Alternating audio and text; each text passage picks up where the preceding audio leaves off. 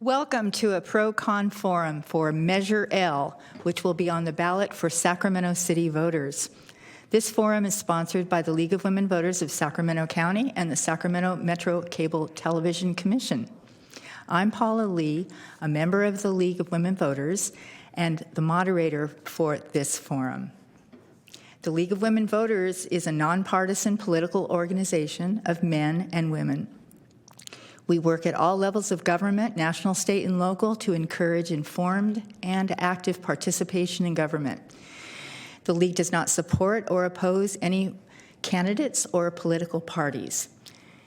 However, we are a political organization, and we do, after careful study, take positions on ballot measures and legislation with our advocacy arm.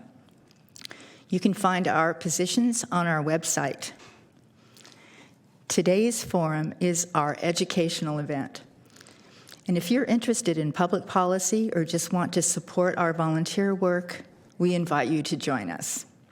The format for this forum will be as follows.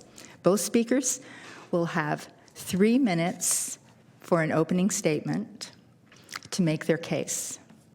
Each side will have 1 minute to answer questions. Finally, the speakers will have 1 minute for a closing statement. The timer is League volunteer Claudia Bonsignore. She will give you, speakers, the 30 seconds left sign, there it is, and the stop sign when your time is up. The question for Sacramento voters on Measure L will be this. Shall the measure amending the City of Sacramento Charter to allocate an amount of its general fund revenue equivalent to 40% of the total revenue generated from existing cannabis business operations tax towards a children's fund for positive youth development, youth violence prevention programs, such as mental health, counseling, substance abuse treatment, early prevention and intervention, after-school activities, and services for homeless youth and foster children? Shall this be adopted? We'll begin with an opening statement of 3 minutes from Mai Vang, representing the Yes on L campaign, to make the case for Measure L. Thank you so much. I just wanted to take this opportunity to thank the League of Women Voters for really giving us this educational space to educate the voters about this important measure.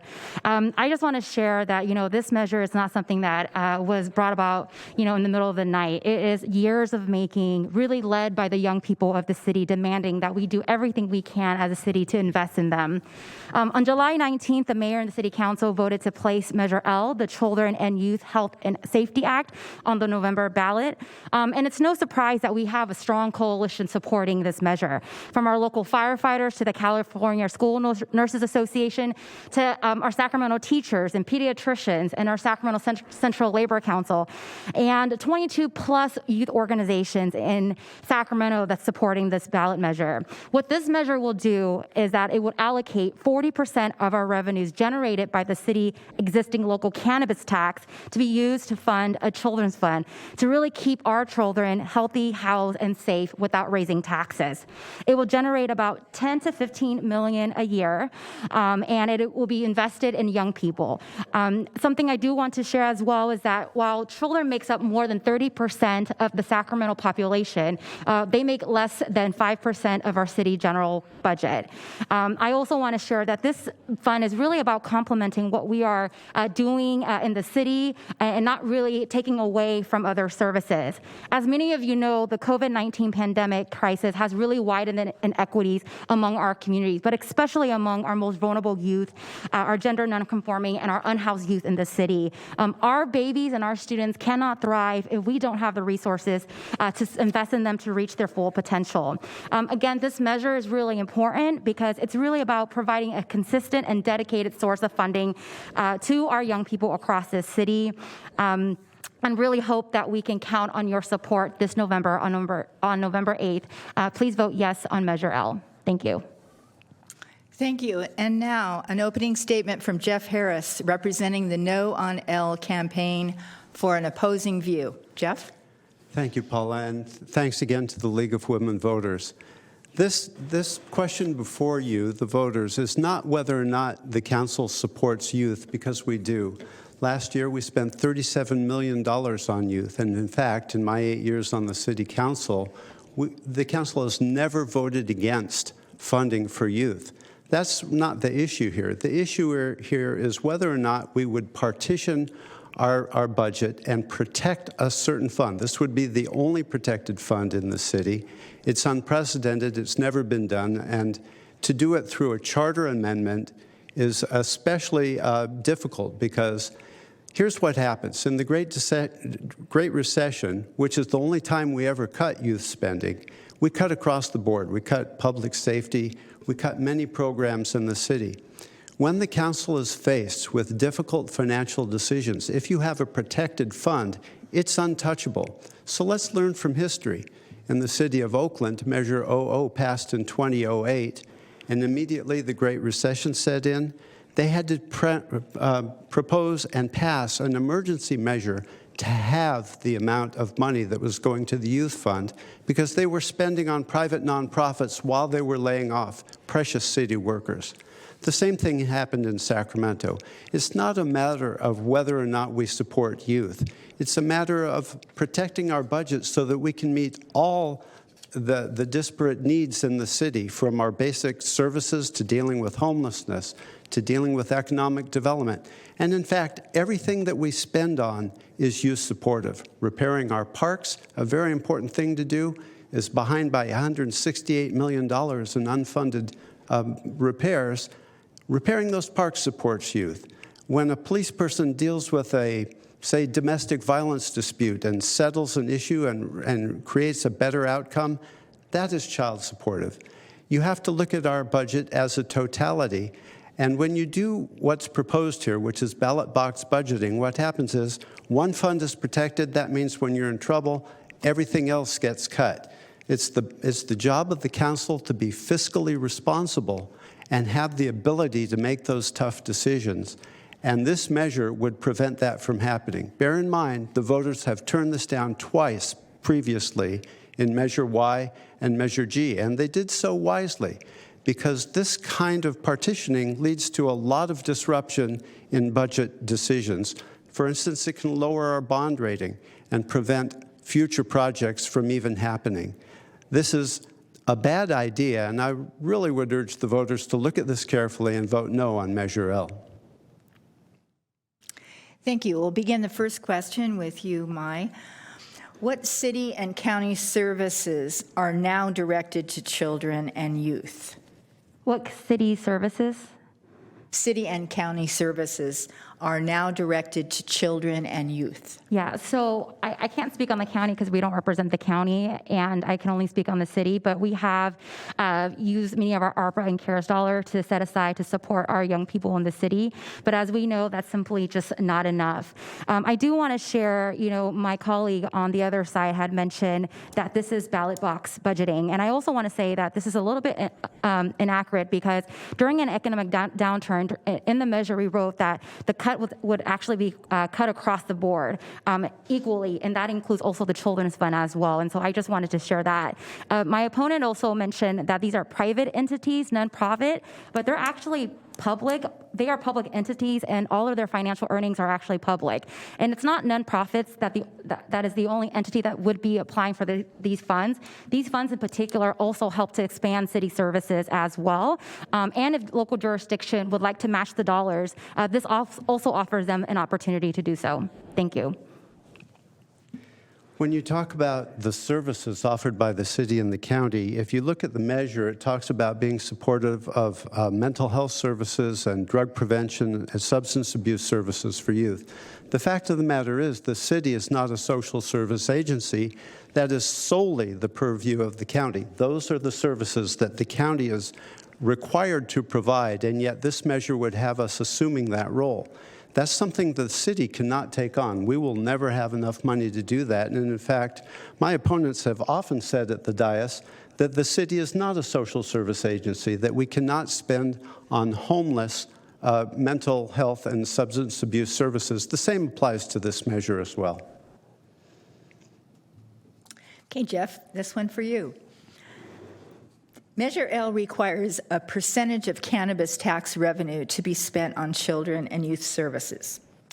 Like taxes on tobacco or big soda, doing so just may mitigate cannabis impacts by funding youth programs. Why should voters oppose or support this strategy? When the money generated by any tax goes into the general fund, it gives the City Council the ability to take the entire budget into consideration and balance the needs across the city. If that happens to be impacts from cannabis on youth, we can spend on that. The fact of the matter is, I reiterate, this council has never not spent on youth proposals that have come before it, which really makes this Measure L absolutely unnecessary to impose. Again, a tax lockbox, ballot box budgeting is a very bad way to run a government, and it's fiscally irresponsible. Mai? Thanks, Paula. Just as we use tobacco tax revenue to support tobacco prevention and health services, Measure L will use cannabis revenue to fund youth substance abuse prevention, youth mental health, and support homeless youth and foster youth. I do want to share a little bit, because my opponent had mentioned my stance on the county. I absolutely agree that the county has a big role in our health and human services, but I also do believe that, we as a city also have a collective responsibility, and I don't see this as competing or taking away. I see this as complementing the work that we need to do as a region and as a city to support our young people in the city. Okay, Mai. Supporters ask voters to vote yes on L to expand programs supporting our vulnerable kids, as you mentioned, the homeless, foster children, and low-income students. How specifically will this funding help homeless children and teenagers and foster youth? As you know, there are many amazing organizations and jurisdictions doing their best to serve our unhoused youth and neighbors right now as we're speaking. But we know that many of them takes a dollar and they do everything they can with that dollar. And so this funding will actually allow the opportunity for them to actually apply for these funding to continue the work and expand the services that they're currently doing in the city. I also do want to share that Measure L also has an accountability aspect as well. It does increase government accountability. It requires an oversight commission, and this measure will also ensure that we have a 5-year strategic plan to actually oversee regular audits and evaluations of all of the programs and services that's funded by the Children's Fund.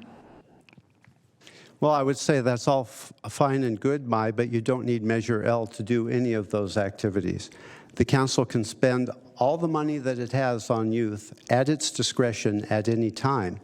The fact of the matter is, if Measure L passes, and our city manager said this at the dais, if Measure L passes, considering the deficits that are forecast in our 5-year forecast, something will be cut, and he will come to the council and say, what do you want me to cut because you have sequestered these funds for youth spending? It's going to be a very difficult problem for this council and any future council to deal with, especially considering the state of our economy. Jay, right along with Yes. that, Jeff, right along with that topic about the funding, if Measure L passes, how could it lower the city's bond rating, decreasing our ability to borrow for essential projects? I really appreciate that question, Paula. So what happens is when a bond rating agency looks at the fiscal health of an entity that is looking to issue debt or sell bonds, they look at how their money is encumbered. This is an encumbrance on our unrestricted general fund revenue. Hence, they will, per our city treasurer's edict, they will look at this unfavorably. It will very likely lower our bond rating and make our ability to issue debt in the future for, say, a soccer stadium in my Vangs district impossible to do. Mai? Thanks, Paula, for your question. I just want to remind the voters, as we're talking about Measure L, that I want to remind folks that this only consists of 1.3% of our entire budget, of our $1.4 billion budget. And that's really important to set, 1.3% is a small amount, but the 10 to 12 million sounds like a lot, but what we're asking for, or should I actually say the young people are asking for the city, is to make sure that we set aside a steady revenue funding to support them. Right now, Councilmember Harris is right. On any given night, the council could vote to put Measure L, funding from Measure L, but that hasn't happened. It hasn't happened. Historically, we look at it, that has not happened. And until we have something institutionalized, making sure that we invest in young people, that's the only way we can make sure that we guarantee a true investment in our youth in our city. In looking over all the questions, both of you will have another opportunity to make your points with these questions. And there's no harm in repeating. Will Measure L manage to do all of this? Expand after-school programming, job training, continuing education programs for 18 to 24-year-olds, support mental health counseling for children, youth, and reduce youth crime, drug use, and gang violence? And how will there be funding for it all? Thank you so much, Paula, for this question. I really appreciate it. Like I shared, when Measure L passes, there will be a set-aside funding to support our young people in the city, and there will be a 5-year strategic investment plan, and that's really going to be guided by our Oversight Commission. At the end of the day, though, I do want to share that the reason why the majority of our colleagues voted to put this on the ballot, because council still has ultimate say in this funding. While it is going to be a designated funding to support young people, it's the council that actually votes to approve how that funding is spent among our young people. And so there is not only the Oversight Commission, but there's also the council that gets the ultimate say. Thank you. So I want to address the idea that this is only 1%. Currently, the council spends average 7% of our budget on youth in any given year. And it is not true that we cut regularly. It's only happened under dire circumstances, only once that I'm aware of, which was the Great Recession. And when you're faced with that kind of financial stress, you have to have the financial flexibility to make the right decisions. This measure is completely unnecessary, and Mai just said it. The council on any night can take the money that we have available and ascribe it to youth, in whatever form that takes. We do it regularly. We've never turned it down. And last year, we spent $37 million on youth. It's up to the voters to decide how much is enough to spend on youth, but this mechanism to do it is utterly unnecessary and injurious to the council's deliberations about budgetary decisions. Jeff, if passed, this measure makes youth funding the only subject protected by the city charter when there's so many pressing issues facing us, like homelessness, climate change, etc. Why is this addition to the charter necessary? Thank you for the question. It would set a precedent that has never been done before. It's basically a special interest budgeting through charter amendment, which is particularly difficult because it would take a vote of the voters during an election year to undo it. You're completely right. And the manager has said, looking at our budget, that most likely the thing that would be cut if Measure L is passed is homelessness spending. My constituents tell me every day that cleaning up our streets, making them safe, making them cleaner, and dealing with homeless and their issues is the most important thing facing the city. If Measure L passes, the city manager has made it very clear that that is most likely the one pot that will be cut, guaranteed given our deficits facing us in the next 4 years. Thank you, Paula. Let me just say that, young people in our city don't have special interest lobbying for them. And this measure, I just want to remind everyone, is youth-led. It's not led by me. It's not led by Councilman Chanel or even the mayor. It's young people that have been demanding the city years after years to make sure that we invest in them. And so I just want to make sure that I share that because I think that's really important. While we are two electeds up here debating about Measure L, it's our young people that's on the ground right now fighting to make sure that we invest in them. This is about investing in the little Jeffs. This is about investing in the little Paulas. And if we want a better Sacramento, we have to do everything we can upstream to invest in them now so that Sacramento can have a brighter future. Thank you. Well, in response to that, I have a child, and I've raised her in this city. We do invest in youth. Everybody wants more for their projects. People who are concerned about climate change are very frustrated because we've invested almost nothing on climate change projects. In fact, at last mid-year, we voted for $10 million for youth workforce development and nothing for climate change advocacy. But that directly affects youth. When we spend on homelessness and we clean our sidewalks so that kids have safe passage to school, that is youth supportive. As I said previously, virtually every aspect of our funding in the city positively affects youth. Do people want more? Yes, they always need more for their particular projects. It's the duty of the council to balance all of those priorities and make sound fiscal decisions. Many call this measure L, ballot box budgeting, as your opponent has suggested, and fiscally irresponsible, limiting the city's ability to fund critical programs and options to close anticipated budget deficits, which the city manager indicated may be likely and has been raised. How do you respond?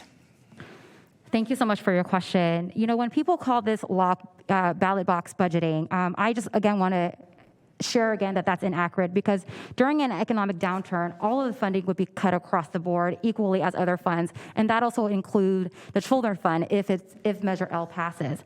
The other piece I want to share is, you know, during a recession, you know, one of the first things to get cut when it's really tough is programming for youth programming in our city, and this is one way that we can guarantee that it doesn't get eliminated completely. It's really important to make sure that we institutionalize that piece in particular, because there is no special interest that's really there to protect our young people, and we have to, as a city, be bold enough to make sure that we allocate that funding.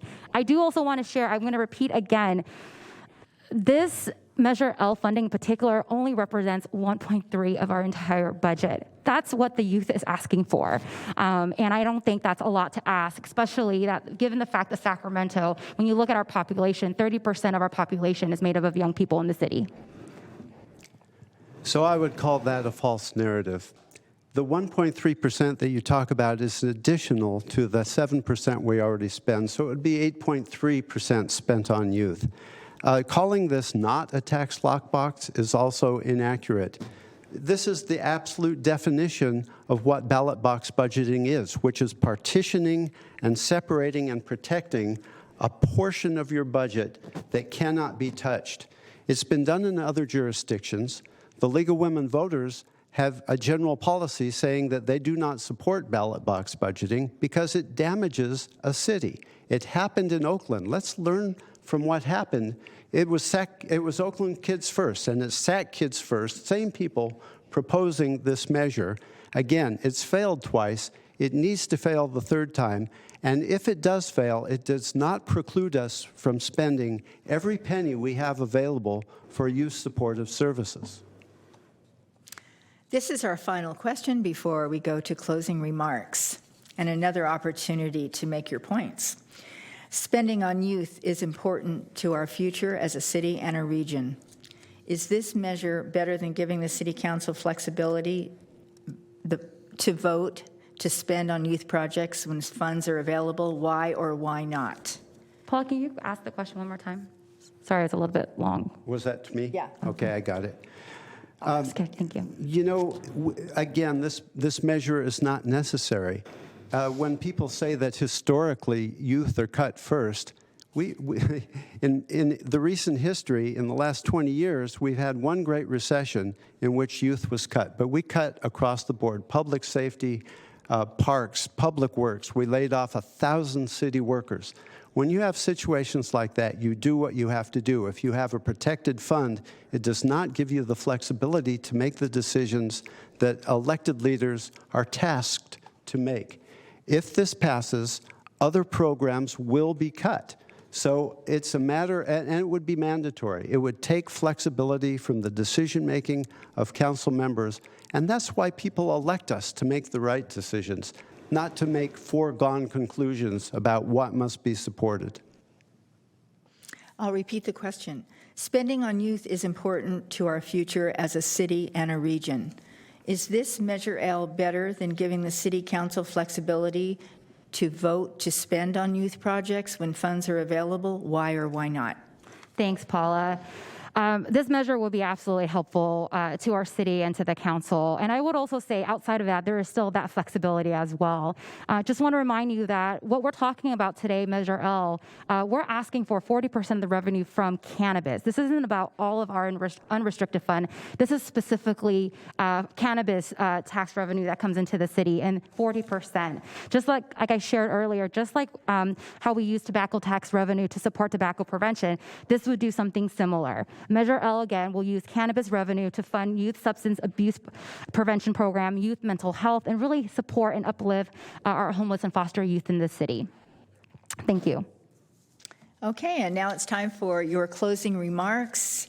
You have 1 minute, and we'll begin with you, Mai. Thank you so much. Thank you again, League of Women Voters. Just really appreciate you giving us a space to talk about this important measure. As I shared earlier, Measure L is really important because it would put a long-term strategy in place to prevent and reduce child and youth homelessness, support our youth mental health, and prevent youth substance abuse. I know that to create real change, we need sustained and consistent efforts and investment in the city of Sacramento. I know that, and it's what I've been hearing from young people for many years. Again, like I shared, our babies, our children make up more than 30% of our Sacramento population, and it's important that we also make sure that that is reflected in our budget. I also want to share that, again, Measure L is truly about complementing the work that's already happening, but we know that there's more investment that is needed to uplift our young people. This is really about preparing Sacramento's future. This is about investing in the little Mai, the little Jeff, the little Paulas, to make sure that our youth have the resources they need to reach their full potential. And we hope that you will join hundreds of our coalition members, our firefighters, our pediatricians, our nurses in supporting Yes on L on November 8th. Thank you so much. Thank you, Mai. Jeff? We already have a sustained and consistent investment in our youth. People may dispute whether it's enough, and that's a fair discussion to have, but that's a discussion to have at council and not have a foregone conclusion with a partitioned and protected fund. Again, you've brought up the idea of mental health services and substance abuse services. Those are the purview of the county and county alone, and the council would not be making a clever decision to take those kind of burdens on because we simply can't afford them. The fact that it's cannabis tax is irrelevant. It is revenue to the general fund. Our unrestricted general fund is what the council is tasked to ascribe to all the needs of the city. Essential city services, youth services, parks, libraries, all of it. All of those investments affect youth positively, and partitioning this fund to support CBOs is not the way to run a budget. And frankly, it's supported by our former Mayor Fargo. The measure No on L is supported by Fargo, as well as all of our current and former city managers. Thank you. Well, that concludes our forum, and I want to thank both of you for sharing your views on Measure L. It'll be on the ballot for voters in the city. I want to thank Claudia Bonsignor and the folks here at Sacramento Metro Cable, especially production director Kristen Riggs and her team. Voters, the ballots go out October 10th. If you have moved or changed your signature, the last day to register or re-register is October 24th.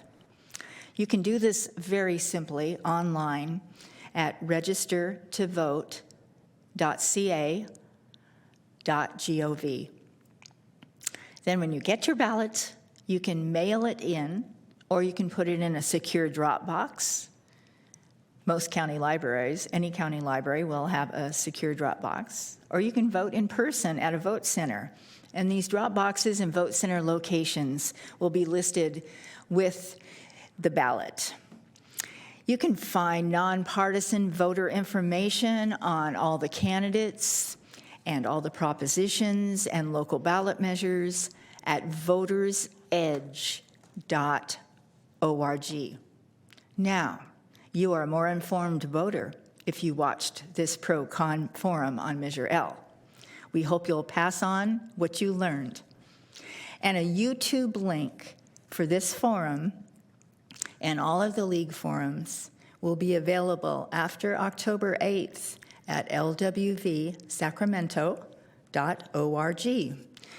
You can also find this forum rebroadcast on Metro Cable Channel 14, and you need to go to their website to look for the schedule. And that will be metro14live.saccounty.net. Thank you. Good night.